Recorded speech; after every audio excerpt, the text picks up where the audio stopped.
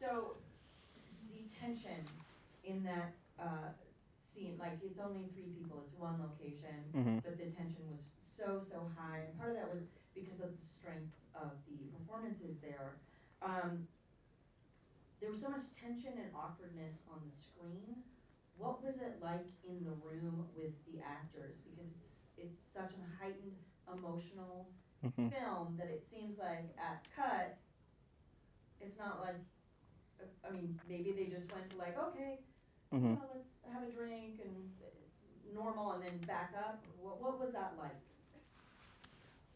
It was pretty tense, especially going back to Video Village at the end of a take, because I relied a lot on my team because this is a personal story to me, so when I was directing it, it was hard to stay a little bit impartial sometimes. So I would go into Video Village and I had my producer who was my radar to be like, you know, how was that? Did I get what I was going for? And every time I would go into Video Village, it was like muggy in there almost. Everybody was just so quiet. And then in terms of the actors, we have one here today, Christina Morrow, who plays Irma.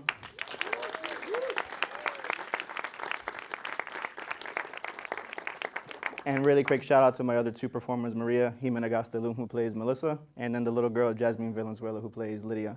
But what I had to do as a director for those scenes is just listen to them, really. And obviously when you're doing heavy scenes like that, you can't do too many takes because they will get emotionally burnt out. So I just relied on them and listened to them throughout those scenes. And for me, I kind of had fun with it, honestly. Just because it was the first time as a director I feel like I was nailing like each scene. Not to be like feeling myself, but like, I don't know, I could tell on set we were making something special. And then, I don't know, my actors were just a constant feedback that we were killing it. You are entitled to feel yourself. That line that Irma delivers, "Thank you for letting me see you," is very affecting, and it kind of drives at the sorry, last block. I love all these filmmakers. You're doing great. It really, Shout out to Lindsay. Shout out to Lindsay. it really drives at the heart and the conflict in the film, which is what is the right thing to do when your source for love is also your source of pain? And is there a right thing to do? Was this an exploration of that? What was this for you? Oh, damn. Yeah, it was an exploration of that.